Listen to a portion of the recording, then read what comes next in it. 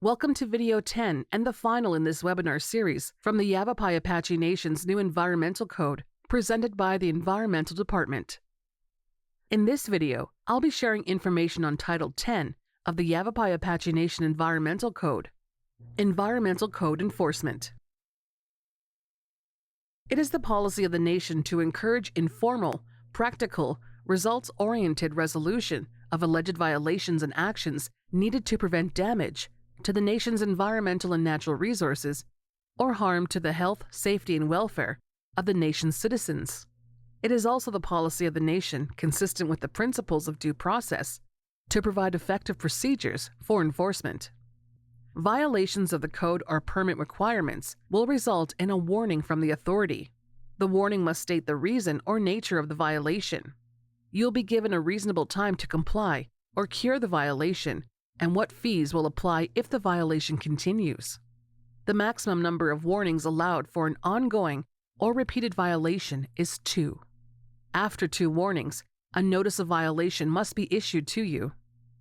A notice of violation must be sent to you by mail. State the reason or nature of the violation.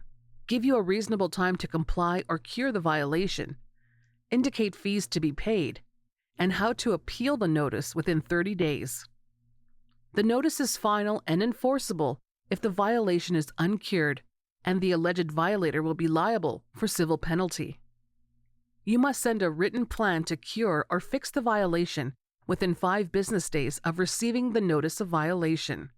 Your cure plan will be approved or rejected within 10 days. If your first attempt to cure is not sufficient to bring the violator in compliance, another opportunity to cure will be given. The Yavapai-Apache Nation Tribal Court shall have exclusive jurisdiction to hear and decide all matters concerning the enforcement of this code.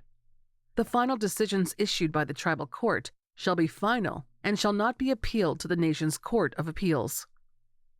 Tribal Court has jurisdiction for the following actions, starting with appeals of the following final notice decision. They can deny, revoke, cancel, or make a revision of a permit, issue a notice of violation with a civil penalty, issue an emergency order, or confiscating, impounding, or forfeiting property involved in a violation of the code. You can appeal a final notice if your permit was denied, your notice of violation has an associated civil penalty, you have been affected by an emergency associated with an emergency order, your property is confiscated, impounded, or forfeited.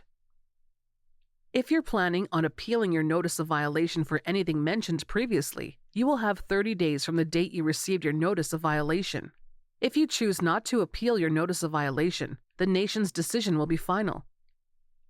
As needed, the tribal court may set the matter for a hearing or briefing schedule. Unless otherwise scheduled by the tribal court, the hearing will take place within 90 days of the service of appeal.